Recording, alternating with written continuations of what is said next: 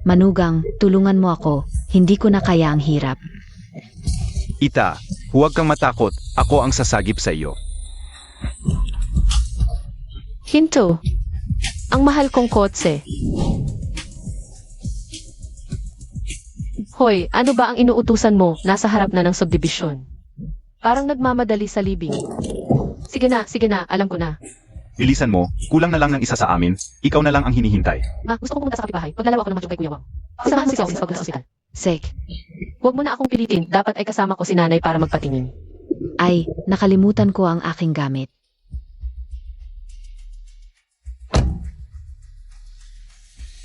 Sige na.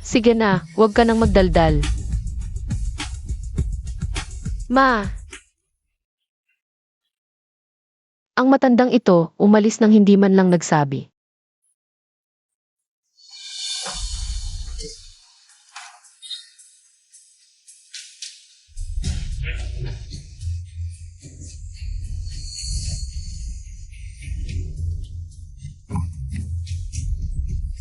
Manugang, tulungan mo ako.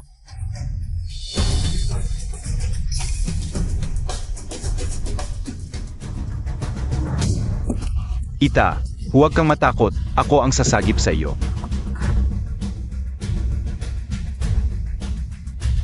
Hinto. Ang mahal kong kotse. Ita, huwag kang matakot. Andito na ang iyong anak na babae para iligtas ka. Umalis ka sa harap ko. Huwag mong hawakan ang mahal kong kotse. Anong oras na? Iniisip mo pa rin ang iyong mahal na kotse. Nasaan na ang mahal mong kotse? Pag nanakaw ng kotse, alam mo ba na ito ay bago lang binili ng asawa ko para sa akin? Alam mo ba kung magkano ang halaga nito? Sigish, buksan mo ang pinto ng kotse. Nandiyan pa ang iyong ina sa loob. Anong sinasabi mo? Matagal nang umuwi ang aking ina. Sa tingin ko, gusto mo lang akong lokohin para mabuksan ang pinto. At saka manloloob. May tint ang kotse na ito. Kahit hindi ko makita ang loob. Naririnig ko ng malinaw, may boses na matanda sa loob. Bilisan mo at buksan ang pinto.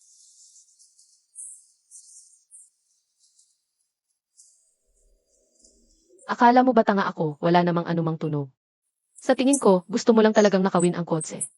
0 degrees na sa labas ngayon, nawalan na ng malay ang matanda sa loob. Umalis ka diyan. Anong gusto mong gawin? Manliligalig ka ba? Hintayin mo lang. Tatawagan ko na ang asawa ko ngayon. Bakit ka ba ganyan, babae? Hindi ka makatarungan. Nasa panganib ang buhay ng tao ngayon, alam mo ba? Huwag mo akong takutin, kasama ng asawa ko ang nanay ko sa ospital ngayon. Hintayin mo lang, papababain ko ang asawa ko para pagbantaan ka. Hoy mahal, bumaba ka agad dito. Ano, wala ka sa bahay?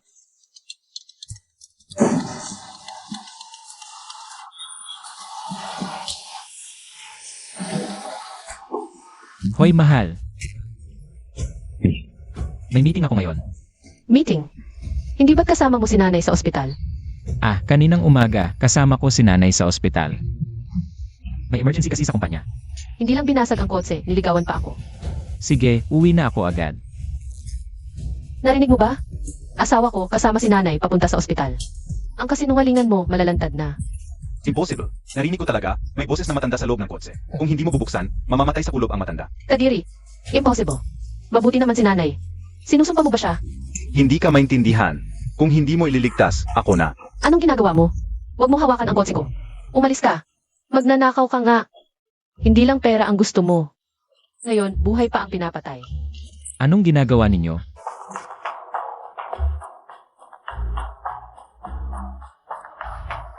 Mang-aasar ka ba sa asawa ko?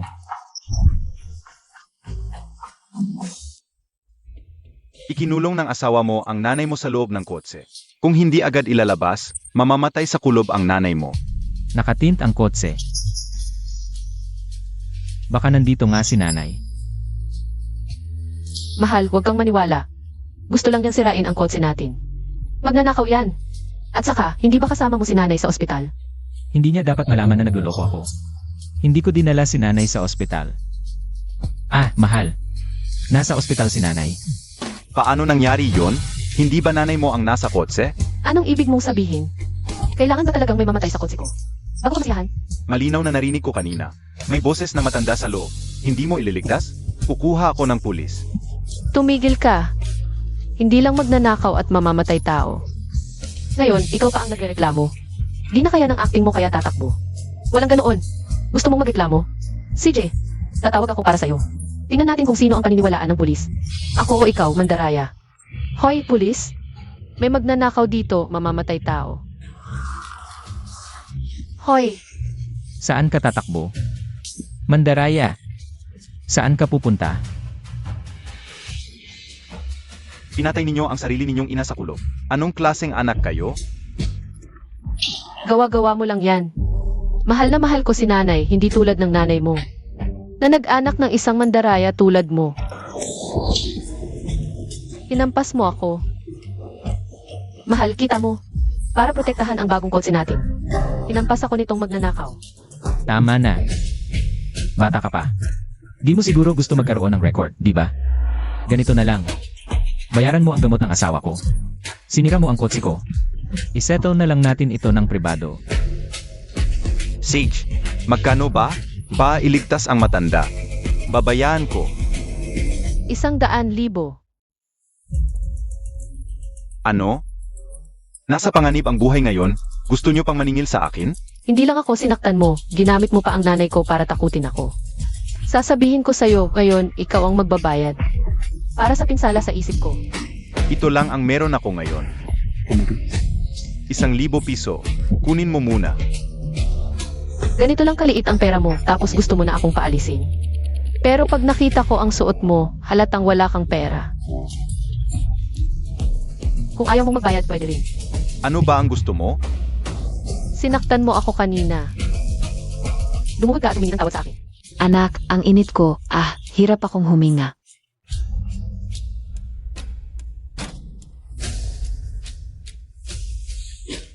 Buksan mo ang pinto. Kung hindi, ang nanay mo ay mabubulunan talaga. Ang galing mong umarte. Magiging tanga ba ako na? Ikukulong ko ang nanay ko sa kotse. Sa oras na ito, ang nanay ko dapat nasa komportableng kwarto na may aircon, nagpapahinga. Kahit hindi nanay mo, kung ibang tao, nakakulong sa kotse mo, hindi ba masasaktan ang konsensya mo? Masakit ba? Mas lalong walang kinalaman sa akin yon. Sila yon, kasalanan nila. Mukhang masyado ko pang inisip ang pagkatao ninyo. Huwag mo akong sisihin. Ikaw ang nanira ng kotse at nanakit. Pagdating ng pulis, hintayin mo na lang sa kulungan. Sige na, mahal, uwi na muna tayo. Saan ka pupunta? Hindi pa siya humihingi ng tawad. Kung papatawarin natin siya ngayon, baka magnakaw ulit siya ng kotse. Anong gagawin natin? Hindi ka ba nag-aalala sa nanay natin? Si nanay siya ay. Ano ang nangyari kay nanay? Hindi mo ba siya dinala sa ospital? Baka hindi mo talaga siya dinala? Siyempre, bago ako pumasok sa trabaho kaninang umaga. Dinala ko pa si nanay para magparehistro. Ay, teka. Hindi ba ikaw ang sumundo sa kanya? Bakit hindi ka umuwi? Ako may kailangan ako kay Kuya Wang. Nagsusugal ka na naman, ano? Kung may mangyari sa nanay natin, kaya mo bang panagutan? Kung hindi dahil sa'yo, laging nasa labas. Maiwasan kaya ang ganitong aksidente kay nanay? Naiintindihan ko na, kayong magkapatid. Isa, laging nasa labas. Isa, puro sugal lang ang alam. Wala talagang pakialam sa buhay ng matanda. Ito ay sinadyang pagpatay. Kukunan ko ang kasalanan ninyo at ilalantad. Ikaw na magnanakaw ng kotse, kukunan muna kita. Ibigay mo sa akin. Ibigay mo sa akin pag nanakaw ng sasakyan. Hindi lang nagnakaw ng sasakyan. Nanakit ka pa ng babae. Anong klaseng anak kayo? Tama na. Huwag na kayong mag-agawan. Hintay, babalik na ang yaya ko. Tatawagan ko siya. Gusto ko lang malaman kung dinala na niya si nanay o hindi. Uli ang sin, hindi ka man lang nagtiwala sa akin. Nanay natin yan. Ilulak ko ba siya sa loob ng sasakyan? Sigurado ka bang nakita mo mismo na bumaba si nanay? Ako mismo ang sumundo sa kanya. Pagkatapos mong ihatid si nanay sa ospital, may nagbantay ba sa kanya? Baka bago dumating ang yaya, nakalabas siya ng palihim. Siyempre naman, may mga doktor at nurse sa ospital na nagbabantay. Paano siya makakalabas ng palihim? Narinig mo na? Ibinigay na ng asawa ko si nanay sa ospital. Huwag ka nang magdahilan, ikaw. Hintayin mo na lang ang pulis. Mali ba talaga ang narinig ko?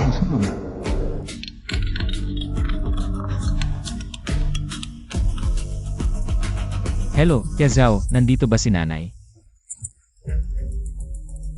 Ha? Wala si nanay. Saan mo itinago si nanay? Hindi ko nga nakita si nanay ah. Hindi mo nakita.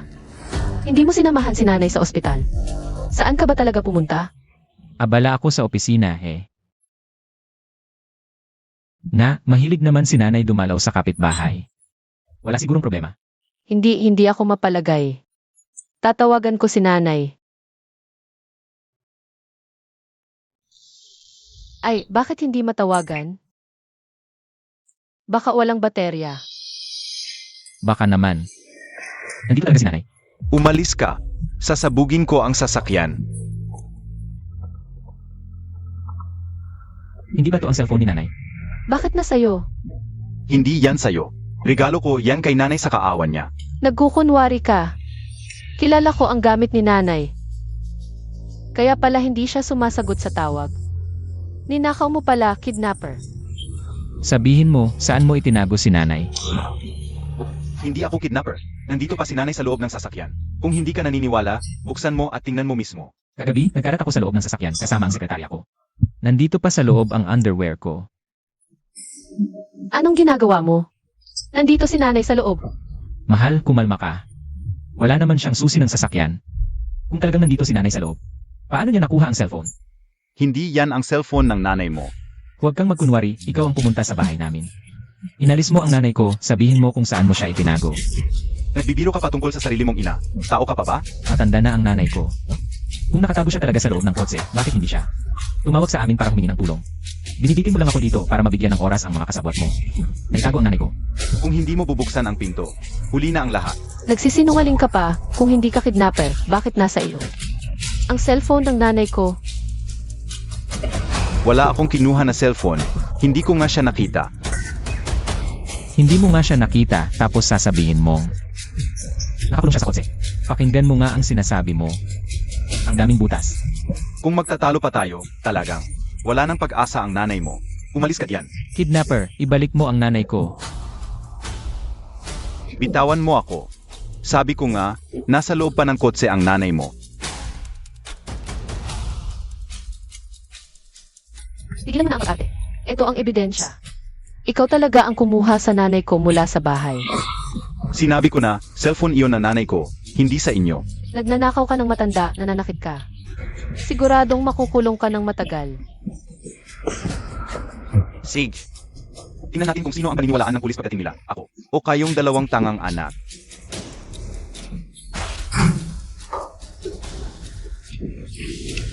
Binasag mo ang kotse ko. Alam mo ba kung magkano iyon? 1,000,000, bayaran mo. Anong oras na? Kotse pa rin ang iniisip mo? Kapag nailabas na namin ang nanay mo, wala ka ng luha na maiiyak. Mahal, lumabas na ang location ni Mama. Nasa bahay na siya ngayon. Mabuti naman. Buksan mo muna ang pinto. Baka may tao nga sa loob. Bakit kita pakikinggan? Kahit hindi ka kidnapper. Binasag mo ang kotse ko, sinaktan mo ang tao ko.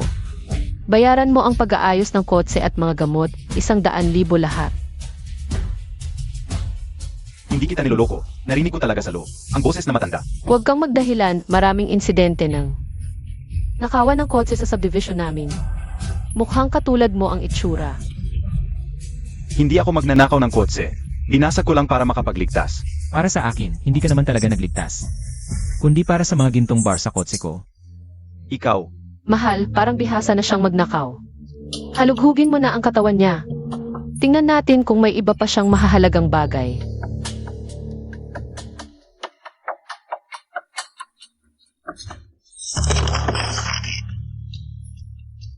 Inihahalal si Lexinsian bilang propesor ng medisina sa aming ospital.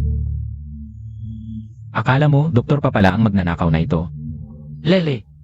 Impossible. Ang mga doktor tumutulong sa mga may sakit. Sinaktan niya ang ulo ko kanina. ano ang ginagawa mo? Ibalik mo ang aking appointment letter. Isang magnanakaw na walang moral, gustong maging doktor. Lele! Akala mo, peking appointment letter ang makakapagligtas sa'yo. Lele!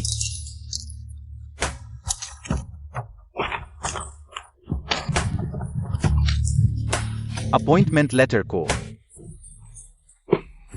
Magnanakaw ka, nagpapanggap na doktor. Hindi ako nagsisinungaling. Huwag mong tapakan ang kamay ko. Kailangan ko ito para mag-operate ng pasyente. Sige na, uwi na muna tayo para bisitahin si nanay. Buti na lang, ligtas si nanay.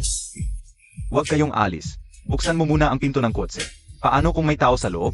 Magnanakaw ka. Naghahanap ka ba ng away? Paano magkakaroon ng ibang tao sa kotse ko? Sabi ko, wala talaga. Ayoko sa mga taong nag-uutos sa akin. Kung may paranoid ka, magpa-check up ka sa mental hospital. Sasabihin ko sa'yo, wala akong oras para magloko dito. Uwi na ako para bisitahin si nanay. Huwag kang alis. Umalis ka sa harap ko. Kung may mangyari ngayon, mamamatay tao ka. Sige, bubuksan ko na ang pinto ng kotse. Tingnan natin kung sino ang nagsisinungaling. O kung sino ang naninirang puri. Sino kayo? Naghahanap ba kayo ng gulo? Nakakulong sa loob ng kotse. Officer, nasa bahay lang ng maayos si nanay. Pinipilit niyang nasa kotse si nanay at sinira pa ang kotse ko. Simulan na. Ikaw ba talaga ang sumira ng kotse na ito? Ako ang sumira. Handang magbayad, pero buhay ng tao ang nakataya. Wala akong magawa, kailangan. Officer, sinadya niya ito. Tingnan mo ang kotse. At itong ulo ko, lahat siya ang sumira. Pagnanakaw at pagpatay ang balak niya. Ma'am, marami na kaming kasong katulad nito. Sigurado ka bang bumaba na ang tao sa kotse? Officer, sigurado ako. Ako mismo ang nagbaba kay nanay. Officer. Tingnan niyo, ito ang location ni nanay. Nasa bahay siya ngayon. Paano kung nanay ng iba ang nasa loob? Officer, lubos kong pinaghihinalaan. May problema sa utak nito, dalhin mo na siya. Sa mental hospital. Kanina pa nagpapanggap na siya'y doktor sa Jincheng Hospital. Hindi ako nagsisinungaling, doktor talaga ako, officer. Kanina pa nila sinaktan ang kamay ko. Paano na ako, mang? Operasyon sa mga pasyente ko?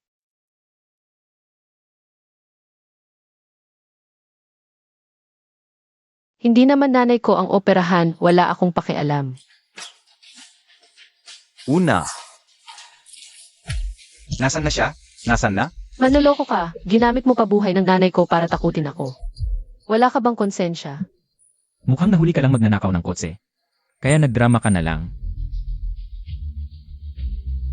Matigas pa ang mukha mo. Officer, tingnan niyo itong kotse at ang sugat ko sa ulo. Sasabihin ko sa'yo, hindi mo ito maitatanggi. Ma'am, dahil wala naman matanda sa kotse, pumunta muna kayo sa ospital para ma-check ang suga. Sir, sumama kayo sa amin sa presinto para magbigay ng statement. Sasabihin ko sa'yo, 1 sentimo hindi mababawas sa 10,000. Officer, kung wala naman problema, uwi na muna kami ng asawa ko para magpa-check ng sugat. Sir, nakainom ka ba ng anumang gamot pang mental? Officer, wala talaga akong sakit sa pag-isip. Kanina ko talaga narinig ang boses na matanda. Ang pagkarinig ng mga bagay na wala ay sintomas ng sakit sa pag-isip. Sumama ka na lang sa amin para magbigay ng statement. Manugang, tulungan mo ako. Tingnan natin. Tita, anong nangyari? Galing sa driver's seat umahon si tita.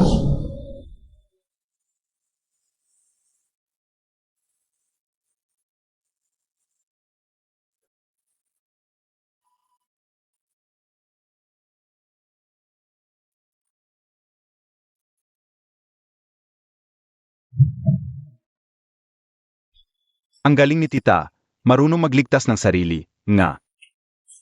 Matalino talaga si tita, kung hindi, delikado. Ang mga anak, napabayaan, naiwan ang matanda sa kotse. Hindi nila alam. Tita. Nabagsakan siya ng ulo, kailangan dalhin agad sa ospital. Sage, bilisan natin. Ano? Malubha ang matanda? Papunta na ako. Hoy, hindi ka pwedeng umalis, hindi pa tapos ang sugat ko. Na, gaano pa katagal ito? Pasensya na, kaninang umaga may dinala sa akin na. Matandang nahulog mula sa kotse. Malubha ang kalagayan, babalik ako pagkatapos ng operasyon. Hindi pwede. Miss, isipin mo kung ang matandang. Iyon ay magulang mo, ano mararamdaman mo? 1 oras siyang nakakulong sa kotse kaninang umaga. Matapos makalabas, nabagsakan pa ng ulo. Kung hindi na ito gagamutin, siguradong magkakamalaking problema. 1 oras na nakakulong sa kotse, ganoon din ang sabi ng loko-lokong iyon. Hindi kaya si nanay?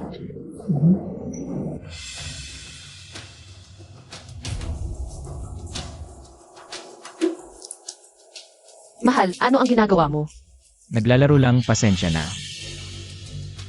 Tigilan mo na yan, buksan mo na ang location ng phone, tingnan natin kung nasaan si nanay. Ay. Ay naku, nasa bahay si nanay, tingnan mo. Ay, buti naman. Kinabahan ako. Ay, gaano pa katagal? Kailangan ko pang bumalik sa opisina. Ganito na ang kalagayan ko, pupunta ka pa sa opisina. Sino ba talaga ang nasa opisina? Wala naman, abala lang talaga sa trabaho. Nakasalalay ang buhay, huwag kang makagambala sa paggamot. Hindi naman pamilya ko ang operahan. Anong kinalaman ko? Sasabihin ko sa'yo, sumama ka na sa akin para ma-examine ang sugat mo. Sabi ko na, nakasalalay ang buhay. Nasa operasyon ang matanda. Anong ugali mo yan? Naniniwala ka ba? Reklamo kita sa head mo. Ano? Sobrang pagdurugo. Meron bang blood type AB? Kailangang mag-transfuse ang matanda. Meron bang blood type AB? Naku, pareho ng blood type ni nanay ang matandang to. Hindi kaya ganoon kaswerte. Kulang ang dugo sa blood bank. Kung match ka, sumama ka na agad. Ano ang tingin mo sa akin? Hindi ako yon. Miss, tiningnan ko lang ang blood test result mo. Blood type AB ka. Tulungan mo naman ang matandang ito. Wala ka bang konsensya? Nagdudugo pa ako. Papadonate mo ako ng dugo. Paano ka naging doktor? Tama, kausapin mo ang mga anak ng matanda. Bakit kami ang hinahanap mo? Hindi makontak ang mga anak na matanda. Yung dalawang naghatid sa kanya. Hindi rin match ang blood type. Bakit kami ang tinitingnan mo? Hindi naman namin magulang to. Gapusin mo na ang sugod ng asawa ko. Miss, ito ang larawan ng matanda nang dalhin siya rito. Sa kahabag-habag niyang kalagayan, tulungan mo naman siya. Larawan ng matanda nang dalhin. Naku po, ganito na ang itsura ng mukha niya. Kaninong matanda kaya ito? Ay, ganito kalala ang pinsala. Baka kahit sariling anak ay hindi na siya makilala. Tama, Tumakas ang matanda sa kotse, nabali ang ulo, tuloy-tuloy ang pagdurugo. hindi naman ako ang nagpabagsak sa kanya. Anong kinalaman ko? Miss, wala ka bang kaunting awa? Kahit ayaw mong magdonete, huwag ka namang magsalita ng masama. Blood type is nga ako. Ganun ba? Pumapayag kang magbigay ng dugo. Sage, tuloy. Sinong nagsabi pumapayag ako? Anong makukuha ko sa pagbibigay ng dugo? May benepisyo ba to para sa akin? Match ang blood type mo sa matanda. Magpapasalamat iyan sa'yo habang buhay. Pasasalamat? Magkano ba yun? Kung makakontak lang kami sa mga anak niya, hindi kami ganon kadesperado. Anak din kayo. Huwag niyo namang laitin ang matanda. Mali ba yung sinabi ko? Nang asar ka pa sa kapwa mo, sana huwag mangyari sa magulang mo, yung nangyayari sa kanya. Sinumpa mo ko? Sige, sabihin ko sa'yo. Hindi ako magbibigay ng dugo. Kung gusto niyo magbigay ako, kausapin niyo mga anak niya. Bigyan niyo ko ng 1,000,000. Saka lang ako magbibigay. Buhay ang nakataya dito. Panloloko ba yan? Huwag mo kong idadrama. Kung walang 1,000,000, hindi talaga ako magbibigay. Hindi makontakt yung manugang. Tatawagan ko na lang yung anak.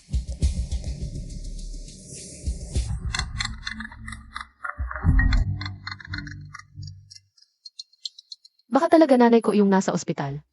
Hindi impossible. Hay, huwag kang mag-alala, mahal. Hindi to doktor, nuisance call lang. Huwag mo nang pansinin.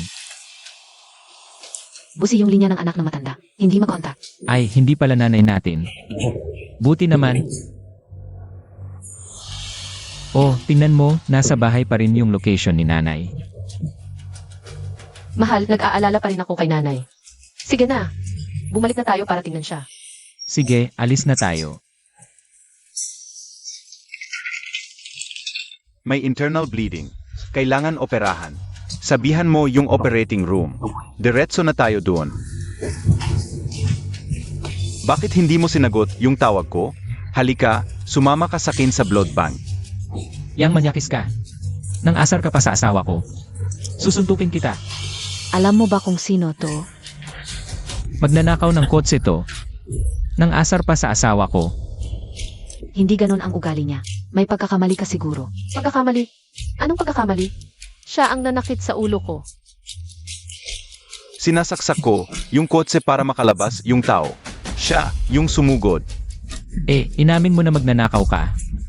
Tingnan mo. Mukha kang matino. Bakit hindi ka na lang maghanap ng matinong trabaho? Magnanakaw ka pa ng kotse.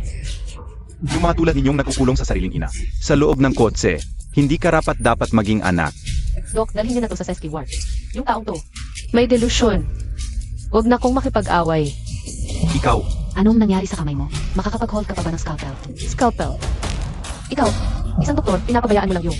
May problema sa pag-iisip ang hawak ng kutsilyo. Pasyente, kayo ang may sakit. Gamit niya ang kutsilyong pang-opera para tumulong. Ano? Doktor ba talaga siya? Dapat sa mental hospital ang mga baliw. Tigil. Pinapabayaan ng ospital nyo ang isang baliw. Kung magwala siya, maraming madadamay. Mas maraming madadamay kapag nasugatan mo ang kamay niya. May delusyon siya. Ginamit pa ang nanay ko para takutin ako. Wala na akong oras, Chen. Ihanda ang operasyon. Opo. Hinto. Umalis ka na lang dahil hindi mo na kaya? Bago ka bumalik sa mental hospital, bayaran mo muna ang 100 ni. Nasa operating table ang matanda. Alam mo ba ang priority? Sa ganitong sitwasyon, pera pa rin ang iniisip mo? Nanay mo ang nasa operating room.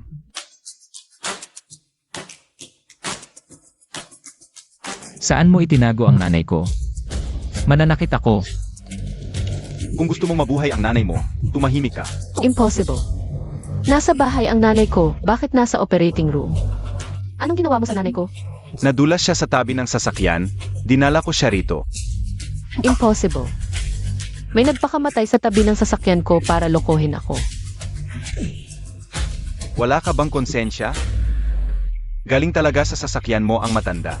Hindi ito pek. Impossible. Walang tao sa sasakyan. Kung hindi matalino ang matanda, natuto siyang tumulong sa sarili. Kung hindi, patay na siya dahil sa inyong mga tangang anak. Paano? Nasa bahay ang nanay ko. Tatawagan ko na lang ang nanay ko. Sagot, sagot. Kumonek. Hello, Tita's how?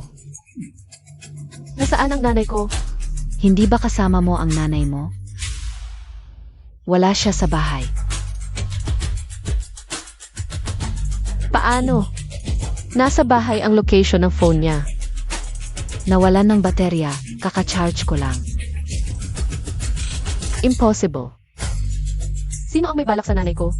Ikaw ang pumatay sa sarili mong nanay, ngayon. Ikaw pa ang magsasabi ng kasinungalingan? Ikaw ba? Ikaw ba ang pumatay sa nanay ko?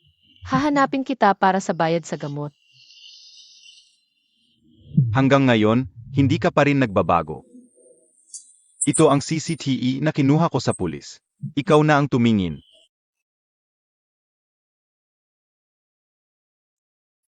Ako ang nagkandado sa nanay ko sa kotse. Ako.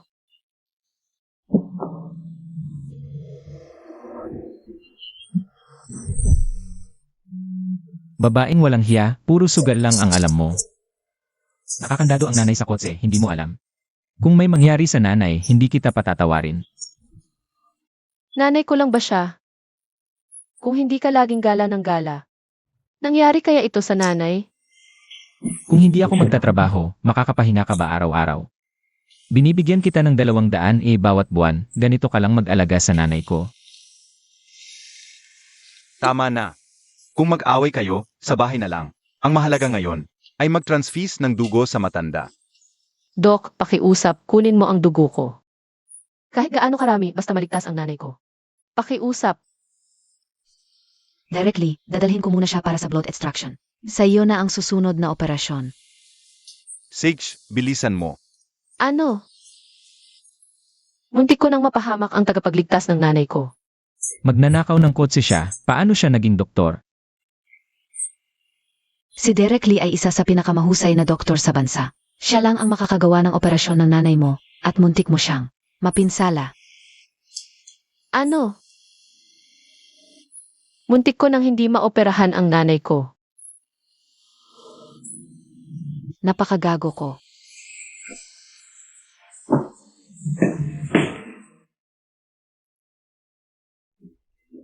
Babaeng walang hiya. Dahil sa ugali mong magwala ng walang dahilan. Ngayon, nakasagasa ka ng maling tao. Directly, mali ako. Pakiusap, iligtas mo ang nanay ko.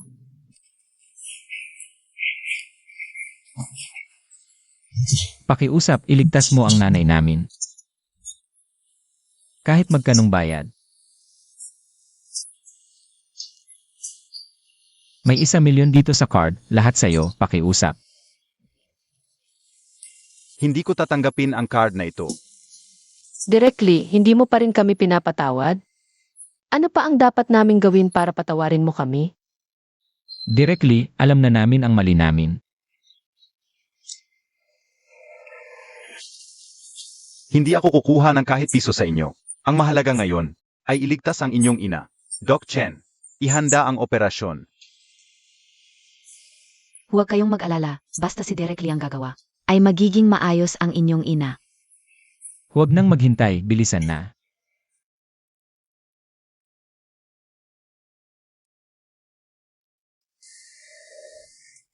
Inay, nagkamali ako. Talagang alam ko na ang aking pagkakamali, Inay. Inay, alam ko rin na nagkamali ako. Inay, magbabago na ako. Magbabago na ako sa hinaharap. Hindi na ako maglalaro ng macho. Sige na, kayong dalawa, okay lang na alam nyo ang inyong pagkakamali at nagbabago kayo. Ang inyong ina ay mabuti ang kalagayan, naging matagumpay ang operasyon.